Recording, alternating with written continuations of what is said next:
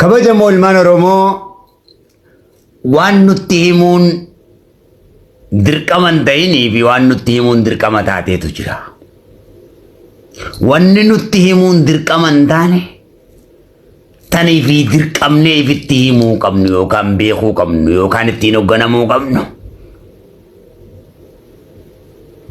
دبين أبا غيني جرابا غدا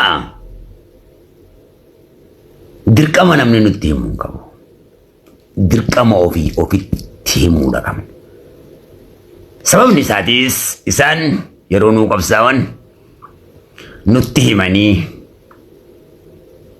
نو مرياتني وصونتاني في إساني تلبو غاري نو غماچاني جرينيا في قاناني سدو إساني لبو إساني وريغا نو كنني ميتا غبرو ماتي نيهو باتاني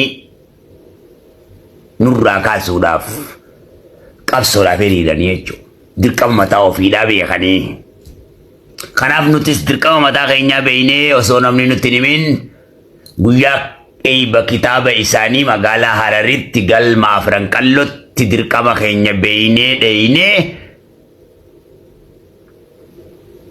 guyyaa kana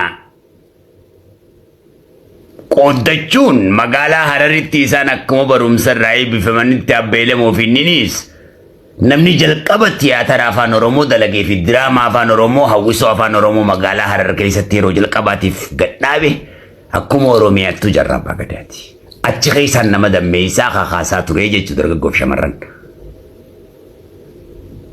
Kanaaf nama tiyaatara afaan Oromoo diraamaa afaan Oromoo ka jalqabaa dalagee beekatu. Isna hiisi. Kun hundi seenaan isaa barreeffamuu qaba. Akkuma qabsoodhaan isan gafateetti kanaanis artiin isan gafaa jechuudha.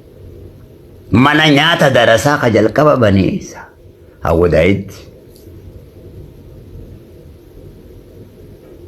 Kunis barreeffamuu qaba.